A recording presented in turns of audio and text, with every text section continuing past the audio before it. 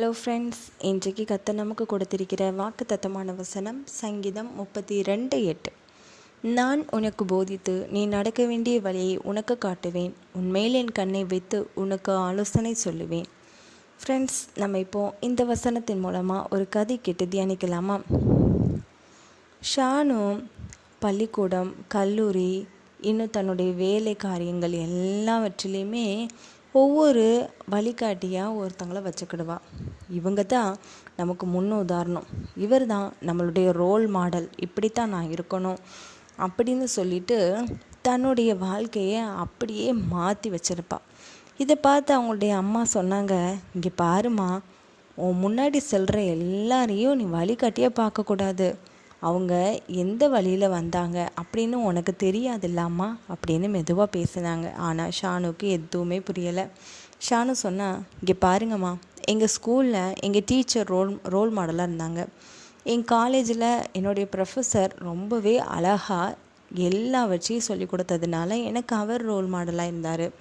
இப்போ நான் ஆஃபீஸில் பாருங்கள், அவருடைய எல்லா பிரதிபலனையும் நான் காட்டுறேன் பாருங்கள், எவ்வளவு அழகாக இருக்குன்னு எல்லாருமே என்னையை பாராட்ட தானே செய்கிறாங்க, நல்லா தானே இருக்குது அப்படின்னு சொன்னாங்க. அப்போது ஷானுவோட அம்மா சொன்னாங்க, இங்கே பாரு ஷானு, நீ உன் முன்னாடி போகிற எல்லாரையும் நீ வழிகாட்டியாகவே பார்த்துக்கிட்டு இருந்தனா, உன் முன்னாடி இன்னும் ஒருவரும் நிற்கிறார்ல, அவர்கிட்ட நீ ஒரு நாள் கூட ஆலோசனை கேட்டதே இல்லையேம்மா, இந்த மாதிரி நடக்கலாமா, இந்த மாதிரி என்னுடைய ப்ராஜெக்ட் செய்யலாமா, இப்படியெல்லாம் நான் இருக்கலாமான்னு ஏன் கேட்கல அப்படின்னு சொல்லி கேட்டாங்க. அப்போ ஷானு ரொம்பவே ஆச்சரியமாக பார்த்துட்டு இருந்தா அவங்க அம்மாவை. அப்போ அவங்க அம்மா சொன்னாங்க, இங்கே பாரு ஷானு, இது எல்லாமே உன்னுடைய ரோல் மாடல், உன்னுடைய காரியம்னு எடுத்துக்கலாம். ஆனால் இதுக்கு பின்னாடி உனக்குன்ட்டு ஒரு நல்ல ஒரு வாழ்க்கை கிடைக்கணும்.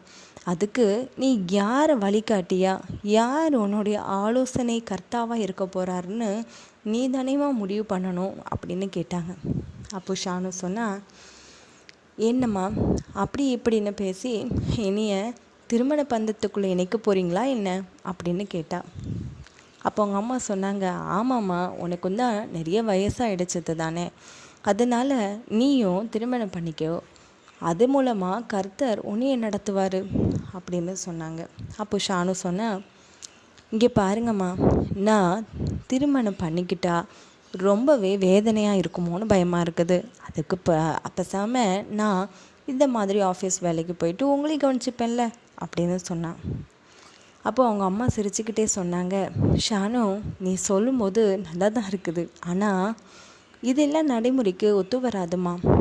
நீ முழங்கால் படிட்டு கர்த்தரை நோக்கி ஜெபம் பண்ணிப்பார், கர்த்தர் ஆலோசனை சொல்லுவார் அப்படின்னு சொல்லிட்டு அந்த இடத்த விட்டு அவங்க அம்மா கிளம்புனாங்க. ஷானும் உடனே கர்த்தர்கிட்ட முழங்கால் படிட்டு ஜெபம் பண்ண ஆரம்பித்தா. ஜெபம் பண்ண அவளுடைய ஆவிக்குரிய கண்கள் திறக்க ஆரம்பிச்சிச்சு. என்னெல்லாம் செய்யணும், இவளை வச்சு கர்த்தருடைய திட்டங்கள் என்ன அப்படிங்கிற எல்லாவற்றையும் அவளுக்கு புரியும்படி கர்த்தர் அழகாக காண்பிச்சு கொடுத்தாரு. அப்போது நம்மளை வச்சு இத்தனை காரியங்களை கர்த்தர் செய்யணும்னு ஆசைப்படுறாரு. ஆனால் என்னுடைய ரோல் மாடலாகவும் என்னுடைய வழிகாட்டியாகவும் ஒரு மனுஷங்க இருக்கும்போது கர்த்தர் எவ்வளவு வேதனை அடைகிறாரு. இவர் தான் என்னுடைய எல்லா ரோல் மாடல்னு நான் நினச்சேன், ஆனால் இயேசு தான் எனக்கு ரோல் மாடலாக இருக்கணும், அவர் தான் எனக்கு ஆலோசனை கர்த்தாவாக இருக்கணுங்கிறது எனக்கு தெரியாமலே போயிடுச்சேன்னு சொல்லி ரொம்ப வேதனை அடைஞ்சு கர்த்தர்கிட்ட மன்னிப்பு கேட்டு அவரையே தன்னுடைய ரோல் மாடலாகவும் அவர் தான் எல்லாவற்றிலும் வழிகாட்டியாக இருக்க போகிறாரு அப்படிங்கிறதும் அவளுக்கு நல்லாவே தெரிய ஆரம்பிச்சிச்சு. அதுக்கப்புறம் அவங்க அம்மா கிட்ட வந்து சொன்னால், அம்மா, நீங்கள் சொன்னது எல்லாமே கரெக்டு தான், எப்போவுமே ஒரு மனுஷனை நம்ம வழிகாட்டியாக தேர்ந்தெடுக்கக்கூடாது, அவங்க எந்த வழியில் வந்தாங்க, எந்த வழியில் இப்போ போய்கிட்டு இருக்கிறாங்கன்னு அவங்களுக்கே தெரியாத போது எனக்கு எப்படிமா தெரியும். கரெக்டு தாம்மா நீங்கள் சொல்கிறது, ஏசு தான் என்னுடைய வழிகாட்டி, ஏசு தான் என்னுடைய ஆலோசனை கர்த்தர், அவர் தான் எனக்கு நல்ல வழிகாட்டுவாருமா, எனக்கு எல்லாம் புரியுது, நீங்கள் என்ன செய்யணும்னு சொல்கிறீங்களோ அதன்படி நானும் நடந்துக்கிடுறேன்னு சொல்லி தன்னுடைய அம்மா கிட்ட ரொம்ப அன்பாக பேசினா. கர்த்தர்கிட்டையும் தன்னையை முழுவதுமாக அர்ப்பணித்து வாழ ஆரம்பித்தா. அதுக்கப்புறம் அவளுடைய வாழ்க்கையில் ரொம்பவே பிரகாசமாக இருக்க ஆரம்பிச்சிச்சு. இதுக்கு முன்னாடியை விட இதுக்கப்புறமா அவளுடைய வாழ்க்கையில் நிறைய காரியங்கள் ஜெயமாக கிடைக்க ஆரம்பிச்சிச்சு. அதை பார்த்து கர்த்தருக்கு நன்றி சொல்லி இன்னமும் அவருடைய ஆலோசனையை பெற்றுக்கொண்டா ஷானு. ஃப்ரெண்ட்ஸ், இந்த கதை கேட்டிங்களா? இதே மாதிரி நமக்கு முன்னாடி போன எல்லாரும் ஒருவேளை நம்மளுடைய மூதாதையர்களாக இருக்கலாம், இல்லைன்னா நம்ம கூடவே இருந்து நம்மளுடைய அத்தை மாமா அப்பா அம்மா இன்னும் பாட்டி தாத்தா யாராக இருந்தாலும் அவங்கள வழிகாட்டியாக நம்ம பார்க்காம கர்த்தரை முன்னிட்டு வாழுவோம். அவங்க எப்படியெல்லாம் வழியில் தடம் புரண்டாங்க, எவ்வளோ கஷ்டப்பட்டாங்க, இது எல்லாமே நமக்கு தெரியாது. ஆனால் கர்த்தருடைய பாதையை பார்க்கும்போது எல்லாம் நேர் வழியாக இருக்கும். அதனால் நாம் கர்த்தர்கிட்ட சார்ந்திருப்போம். கர்த்தர் நமக்கு துணையாக இருப்பார். கர்த்தர் உங்களை ஆசீர்வதிப்பாராக. ஆமீன்.